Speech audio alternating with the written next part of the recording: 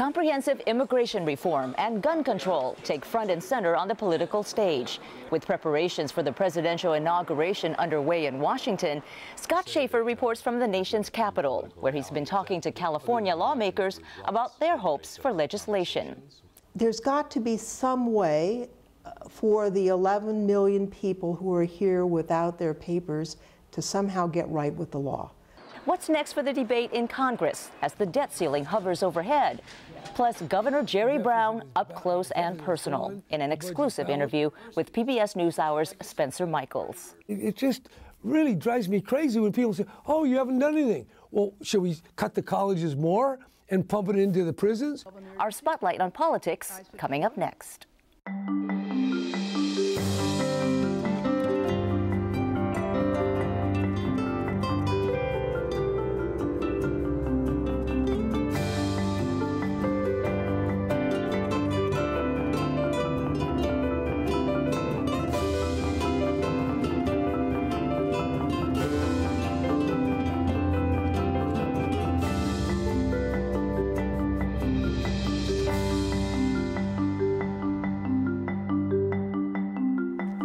Good evening, I'm Thuy Vu. Welcome to This Week in Northern California.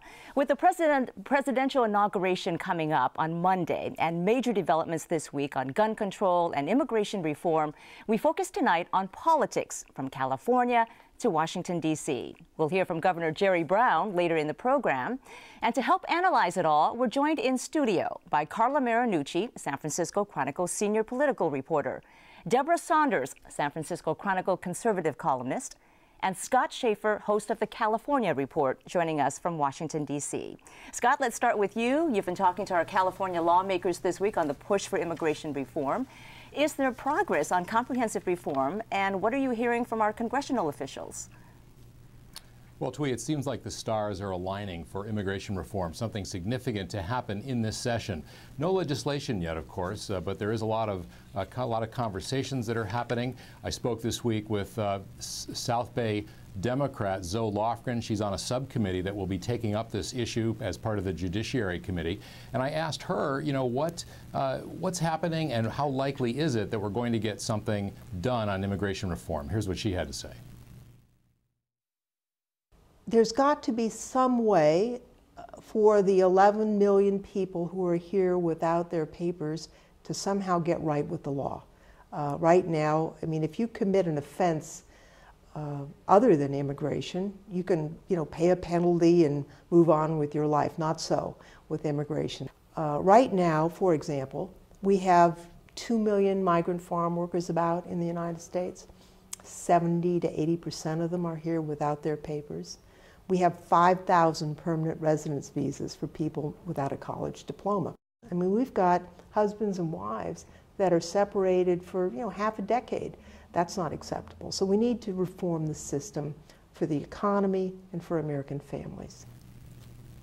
And what Lofgren told me is that this is a real imperative for Democrats. It has been. What's new, Thuy, is that it also is now an imperative for Republicans, because the election results from last November made very clear that the Republican Party needs a new message for Latino and Asian Americans and other immigrant groups if they have any chance of recapturing the White House. Scott, this is Carla Marinucci. I mean, what's your thoughts on this? We've seen Paul Ryan, Marco Rubio extend a hand to President Obama, so to speak, and suggest they are ready to talk about immigration reform. But what's the biggest hurdle here? Well, I think the biggest hurdle in the end is going to be politics, of course, but the issue of citizenship. What Marco Rubio outlined this week and last weekend is very close to what President Obama talked about in 2011. And so I think that'll provide some cover for other Republicans when you've got someone like Marco Rubio, a rising star in the party, Paul Ryan, saying we're ready to do a deal here. But the devil is in the details, as they always say.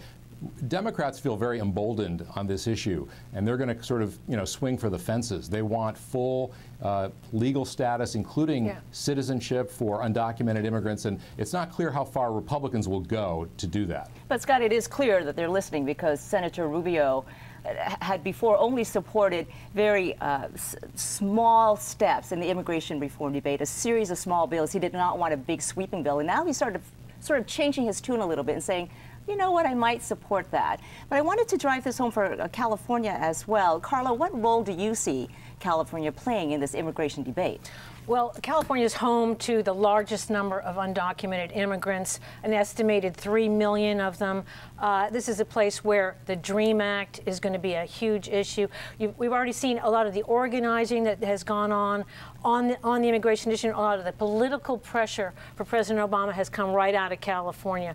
California is going to play a role in this, absolutely. There's no question. Scott, I have a question for you. And I would add that if you look at I was going to say, if you could look at some of the congressional races in this past election, where you have Ami Bera, a first-generation Indian American, knocking off Dan Lundgren, and Raul Ruiz down in the Coachella Valley, knocking off Mary Bono Mack. So both of those elections sent a very strong signal about where California is on this issue. Scott, do you think the first bill will come from the Senate or from the House? Who's going to act first? Well, at this point, I think the House is being very cautious, and in some ways they're saying, you know, why don't you go first and see what you can get through? And I think that they don't want to stick their necks out too far.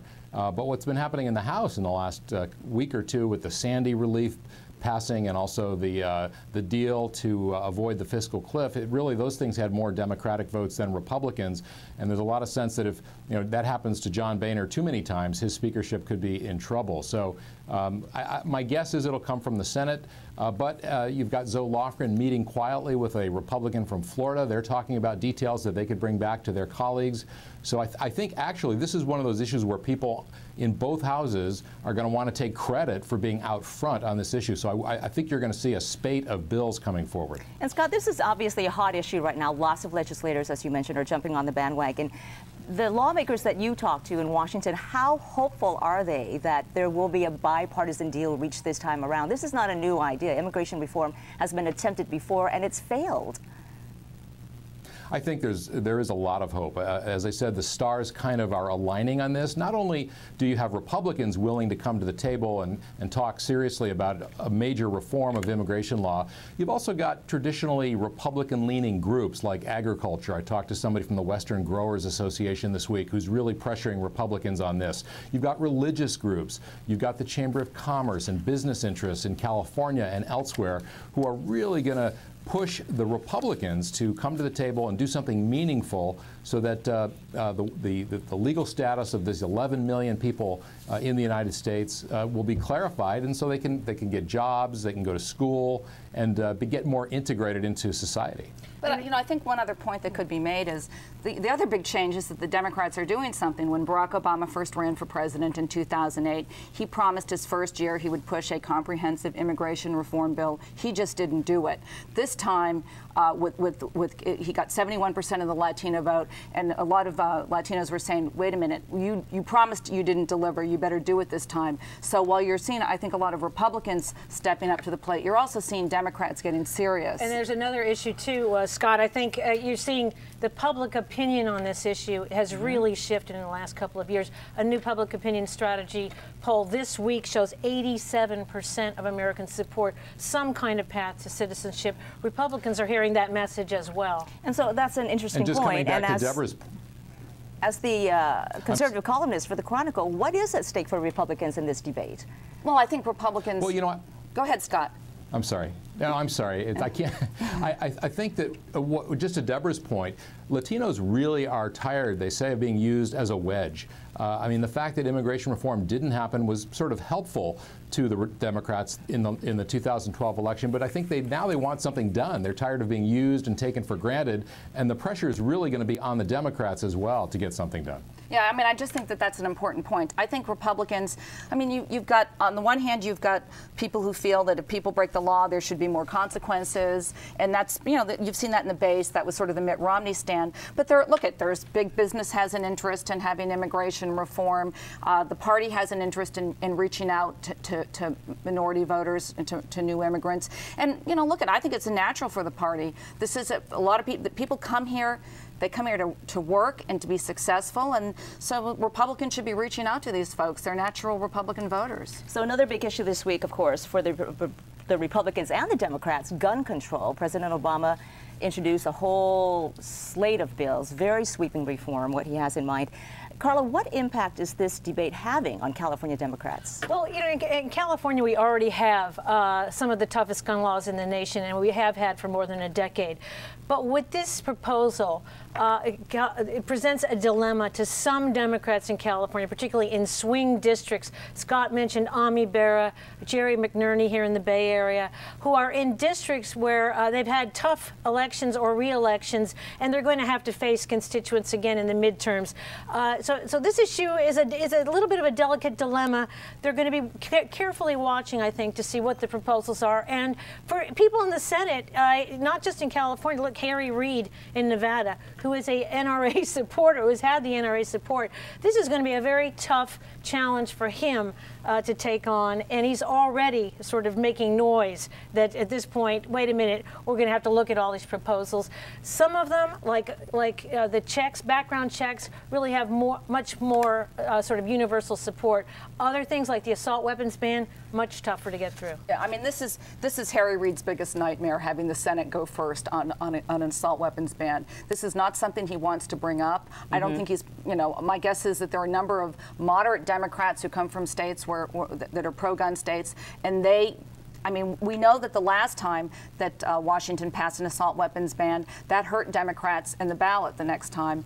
And this is not a battle everyone in the Democratic leadership wants. Let's bring this now to the local level, and I want to bring Scott back into this because I know that you've also talked to our local mayors, Oakland Mayor Jean Quan and San Francisco Mayor Ed Lee. They are in Washington. They're there for the U.S. Conference of Mayors. How much of this debate actually affects us at the local level? Cities like Oakland, where there were 4 homicides within 6 hours last Friday, where the crime rate for serious crimes has climbed 23% in the last year alone. Does it have that much of an impact at the local level? Well, it does. And I mean, these mayors met in Washington, the U.S. Conference of Mayors, and Joe Biden spoke to them this week. And yeah, I mean, they are desperate to have something done. And I think what I'm hearing from Nancy Pelosi and also Ed Lee and Jean Quan is that they want to see law enforcement officials, sheriffs, police chiefs, and police cops on the street. People who have more credibility, people who buy guns to protect the public, essentially, to be really front and center in this debate because they feel that those constituencies can be more effective in talking to Republicans. I mean, let's face it, Oakland, San Francisco, all the Bay Area delegation is going to be for gun control legislation, whether it's the assault ban or background checks or anything else. But I think some new voices need to come forward and really be mobilized behind the president in order to move some of these Republican votes and Democrats in tough districts. So, Scott, serious issues aside, I mean, let's not forget there's an inauguration happening as well in Washington, taking place really amid much history. It's the 50th anniversary of the I Have a Dream speech by Dr. Martin Luther King. It's also on the also on Martin Luther King holiday. What's the mood there in Washington? Well, I have to tell you, it's a little quiet. I walked by the White House earlier today, and they were still putting up the reviewing stands, and there were some folks there, some very excited. But talking to the cab driver on the way over here to the studio tonight, he was saying, yeah, it seems really quiet. I mean, people are definitely coming into town, and Congress members say that they've gotten rid of all the tickets, that they had more people asking for tickets than they could help. So, I mean, but there's no question that it is a little subdued compared to 4 years ago. Okay. Last time, of course, there was a new president, a new first family. It was a historic election. I think this time it's a little more subdued because there's a little more realism, and the level of hope and the expectations are a little lower, which may in fact be helpful to Barack Obama in his second term because the expectations the first time were just so sky high. Well, we've had some reality checks, obviously. And just real quickly, Scott, did you bring your Gucci tux for the inauguration? Well, forget about the inauguration. I'm going to the California Fashion Show tomorrow by the California Society. Yes. Oh, and let me tell you, some of the fashion A-listers who are going to be there, Mayor Chuck Reed from San Jose is going, Jean Quan. And you're going to look so much better than all of them, my dear. Scott, you look like you've already been there. Nice plaid shirt, my man. Yeah. Thanks for giving us an inside look from Washington. Great to have you with us. You bet. All right. Thank you. Well, let's turn the focus back to California. Governor Jerry Brown says he's fixed the state budget by increasing taxes and keeping a tight rein on spending. He's also declared an end to the state's prison crisis. Correspondent Spencer Michael sat down with the governor earlier this week for an interview for the PBS NewsHour. In this segment produced exclusively for us, they discuss whether California is really out of the woods and the governor's plans for the future. Governor Jerry Brown, thanks very much for talking to us.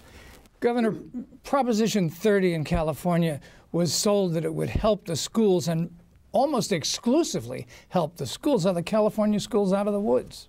Well, when you say out of the woods, we live in the woods, so we don't get out of the woods.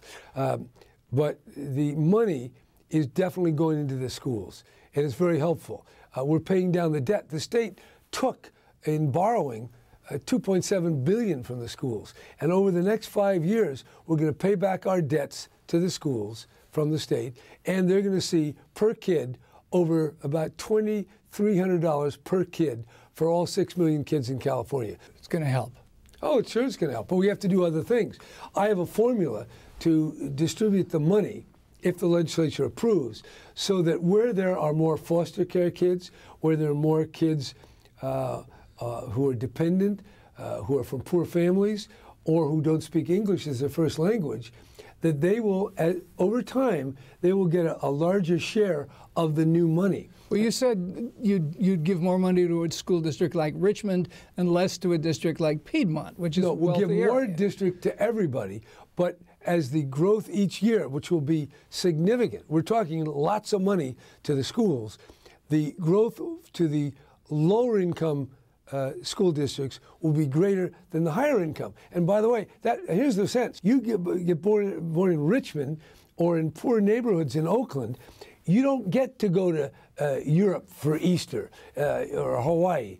You don't get the whole panoply of affluence and attention that you get. So what I'm trying to do is just, in a small way, balance and compensate. And by the way, almost a majority now of kids either don't speak English fluently or are from low-income families. You mentioned the city of Oakland. Yeah. Over the last weekend, Oakland had 4 homicides, I think, with guns. The gun issue is on the national plate right now. There's big debate. What do you think California ought to do with guns? Are you going to press for more gun control laws? Well, we'll have, first of all, California is the leading state. We have more gun control than any other state, and I'm proud of that. In fact, I signed a few gun control bills my first 2 years. So you favor, essentially, gun control and more gun control? Well, I want to see what it is. Just more of something doesn't mean better. There are some holes. We're not covering all the assault weapons that we should. Last week, you talked a lot about California prisons. You essentially told the federal government, back off, we can take care of our own prisons. Yeah. And yet the whole reason for the federal lawsuit against California was that you weren't taking care of the prisons, the health care in the prisons was inadequate. There were too many inmates in there.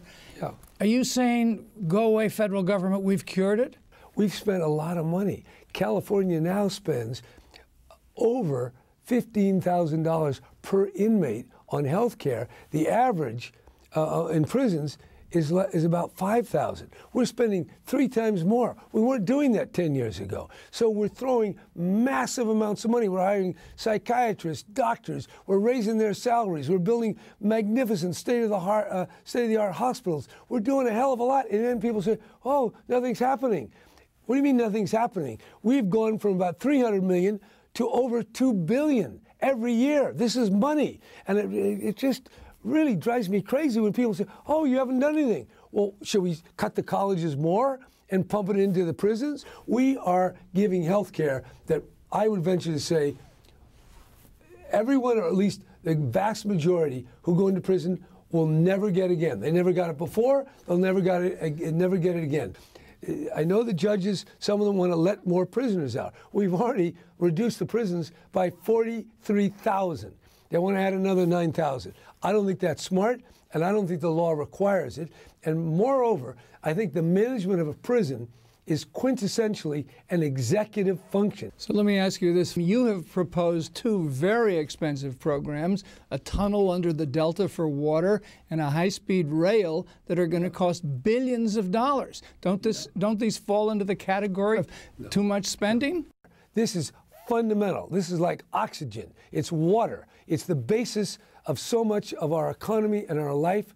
And the $14 billion or whatever it's going to take will be paid by the users. The wealth created in a year in California is about $2 trillion.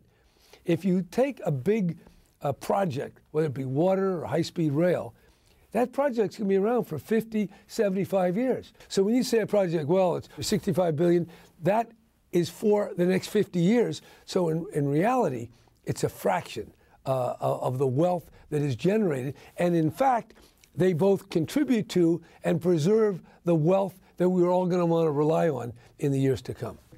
There are some people who say, well, look, Jerry Brown wants to build more water projects, he wants to build a high-speed rail, because that's going to be his legacy, because his father had a legacy of building water and improving the universities. Is this legacy thing part of your psyche? I never heard of legacy when I was governor the first time. No one ever. Not one reporter in 8 years said, what about this legacy thing? What the legacy is, I think the role of California governors in history books is minimal. Now, people always want to psychologize. Why do you do this? Why do you be governor? Why didn't you become, a fireman? It's a silly story, okay? I'm here because I like it. I know this job pretty well, and I want to do the best I can in the years that I have. Thanks very much, Governor Jerry Brown. Thank you. And the governor does predict a rosier outlook for schools, but wants to change the formula for how schools get money. He also says the water tunnel and high-speed rail are key investments in California's future. And Carl and Deborah, I want to throw this question out to both of you, beginning first with Deborah. How successful do you think the governor's proposals will be? He's enjoying some so-called political capital right now. Will that be enough to push these projects through? Well, I think the question is what's going to happen to the California economy, because with Proposition 30's passage, he now has the tax revenue he wanted. Of course, the economy has to pick up for that to really take off and give him what he needs. We've had the third highest unemployment rate in the country. So that's going to be, I think, the key thing to what's happening. You know, California's been through like this great downsizing. Everything has. And I think this puts Brown in a great position right now. He goes to the regents, and I mean, you know, this is what Jerry Brown's great at. I'm going to get rid of the cell phones for a lot of the state employees. I mean, he understands what people are looking for the government to do, the sort of symbolic gestures. So he spends 6.5 hours just one day with the regents, and he talks about how bloated the University of California administration is. This just shows, I mean, what a unique political figure Jerry Brown is. This interview shows that this guy is a pragmatist. He came back after 30 years in office, and he is knocking it out of the park right now. And he seems to get it now. Absolutely. He seems to know how to be governor. Republicans are seeing him now as the adult in the room in this state, somebody who could maybe keep the Democrat supermajority in line, and somebody who can say, I'm not letting more people out of prison. And he told off the federal three-judge panel, and he said we've let out enough inmates. It's about time that this stops. Look, and he's governor. Every time an inmate gets out and reoffends, that's a newspaper story about how they're letting too many people out of prison. And he's the person whose name's on it. And he's not just that. I mean, listen, he's implementing Obama's health care plan. He's been very cautious about the gun control thing. He doesn't go out and give the Democratic line on it necessarily. And then recently he came out and said, I'm going to be a key player in immigration reform as well. Immigration reform is another one. That. And to the educators, he basically said, look, get your costs in line, and maybe you better do more online classes because we can't afford to pay you anymore. We're not going to raise tuition. He says, yeah, you got some Prop 30 money. If you want some more, get your act together. Teach more, research less. I want to also ask you about the supermajority in the legislature. He's governor at a great time. The Democrats have a supermajority in both houses of the legislature. That's not a great time to be governor when you have that many Democrats and you're a Democrat, because they all think, oh, we can spend a lot of money. We can just keep... and so he said it's not a blank check. So he has to actually, so he's the person who has to say, and this is, I mean, Republicans are looking to Jerry Brown to do it, and he's a wonderful cheapskate. I mean, he's famously cheap. So this is not going to be fun for him. He's going to be governor, no, and that's not the role. And that's right, and he is more likely to play that role. That's why I think, as a political figure, he is the governor to watch in this country right now. On all those key issues, immigration, guns, climate change is another one. You know, we talked about water, infrastructure. This whole legacy issue is going to shape what happens, but you're right. The Democrats are going to try and push him every way to spend more money, and not necessarily are they going to get what they want out of Jerry Brown. And Deborah, real quickly, former State Senator Jim Brolte says he now wants to vie for state GOP chairman. What kind of relationship does he have with the governor? Well, Jim Brolte gets along with everybody in Sacramento. That's one of the reasons why he's sort of an ideal chairman. He is a realist. He wants to get moderates into the party. He's not just he's not somebody who's just in the base, sort of talking to himself. He's sick of the circular firing squad. So I think Jim Brolte is the sort of kind of old-fashioned politics that we all now talk about is so great. But the Republican Party is in the cellar in California. It's at the lowest level ever, 30% of the voters. This is a huge job for anybody, but a lot of people feel if anybody can do it, Jim Brolte probably can. He's got a lot of respect, a lot of contacts, and a lot of donors. And we'll see, because that chairmanship gets filled at the party convention in March. That's right. Well, thank you both for joining us. Thanks for having us. It's been great having the show. Carla Marinucci and Deborah Saunders. Well, that's all for tonight. Visit us at kqed.org/thisweek for past episodes and segments, to subscribe to our newsletter and podcast, and to share your thoughts and story ideas. I'm Thuy Vu. Thanks for watching. Good night.